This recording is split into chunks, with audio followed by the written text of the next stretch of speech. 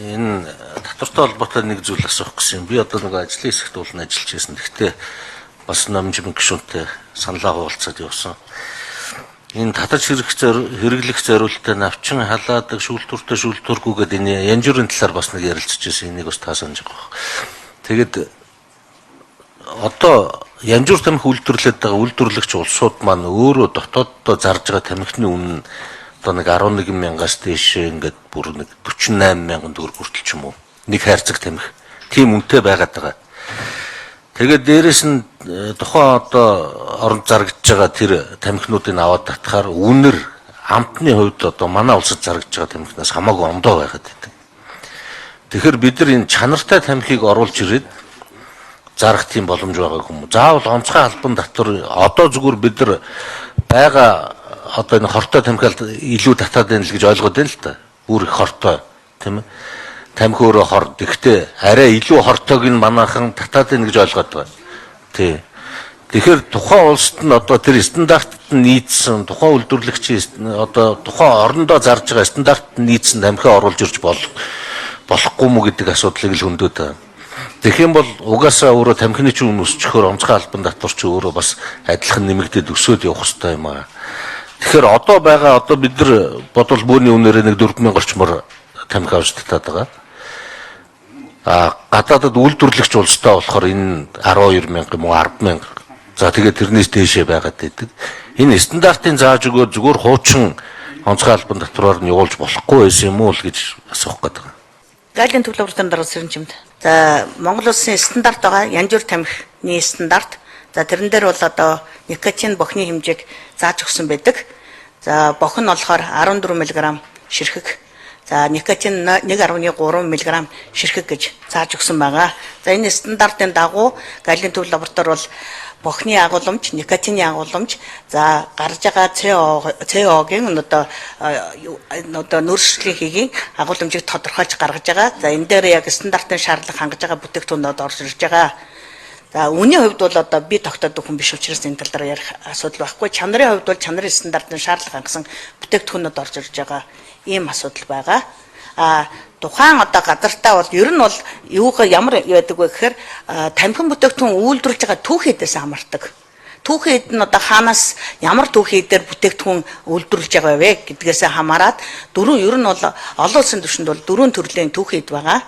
Тэр гашуун амттай, жихэрлэг амттай, кофений, хатуу, за тэгээд зөөлөн гэсэн юм 4 төрлийг оруулж ирээд тухайн одоо бүтээгдэхүүн үйлдвэрлэхдээ ямар одоо төрлөөс нь ямар хэмжээг хийгвэл ямар одоо никотинтай ямар одоо бохтой бараа бүтээгдэхүүн гарч ирэх вэ гэдг нь тухайн одоо үйлдвэрлэгч судалгаагаа хийгээд судалгаа хийснийхээ үндсэн дээр тэр одоо түүхийг болгоноос нь грамм жингийн тогтоогод өгчдөг. Тэгж яагаад үйлдвэрлэдэг байгаа.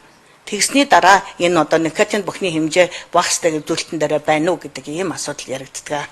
Тий, Батболд гишүүнтэй бид нар бас хамтдаа тамхи импортлогч үйлдвэрлэгч тий вейп үйлдвэрчтэй төлөөлөлтөд уулзсан.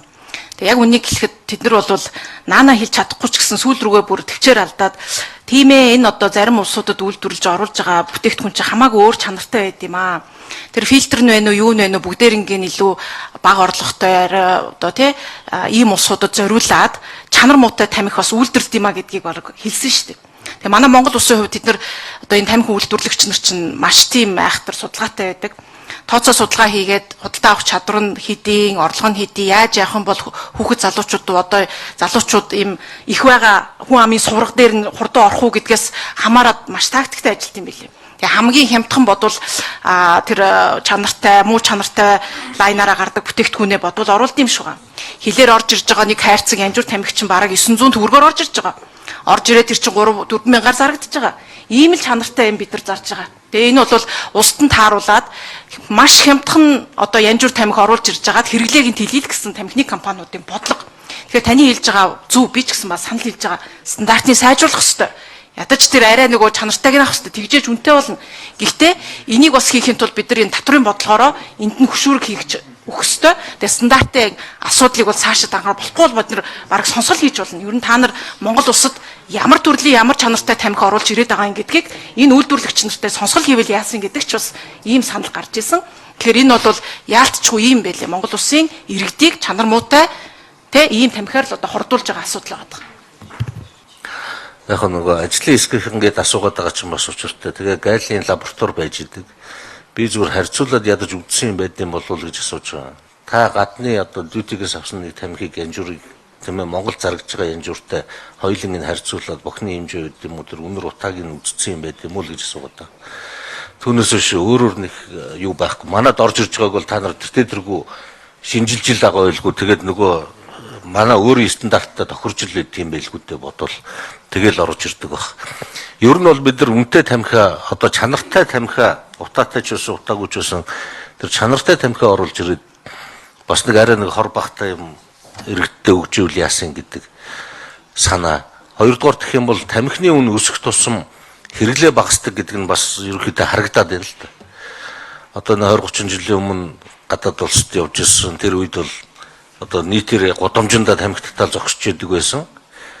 Тэгээд тухайн газар одоо жишээлбэл Америк улсад одоо тэнд чинь нэг хайрцаг тамхи нь 15 тэгээд $15 дээшээ болцсон.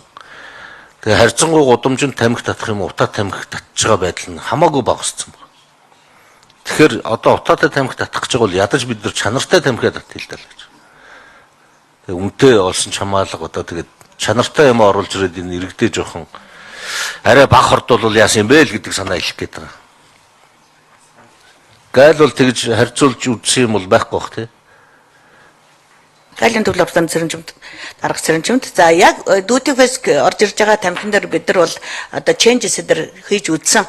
Яг шинжилгээний үр дүн бол адилхан гардаг. Никотин ч бохин ч гэсэн адилхан гардаг. Түүхийн эдийн хувьд яриад байгаа түүхийн эд маань өнөөдөр фильтрээрээ дамжиж гардаг учраас тухайн фильтр нь тухайн түүхийн эд нь ямар бүтээгдэхүүнээр үйлдвэрж гарч ирж байгаа гэдгийг бол бид нар мэдэхгүй шүү дээ. Бид нар бол шинжилгээ хийгээд гарч ирж байгаа нэг бохичны хэмжээгээр л стандарт тавигдаж өгсөн байгаа болохоос биш түүхийн эд нь тийм байна гэдэг стандартн дээр тавьсан тийм шаардлага байхгүй. Тэгэхээр яг үнэхээр янда чанартай бүтээгдэхүүн оруулж ирье гэх юм бол бид нар түүхийн эд дээр тавих чанарын хяналтыг сайжруулах шаардлагатай тэрийг бол хүлээж зөвшөөрч байна.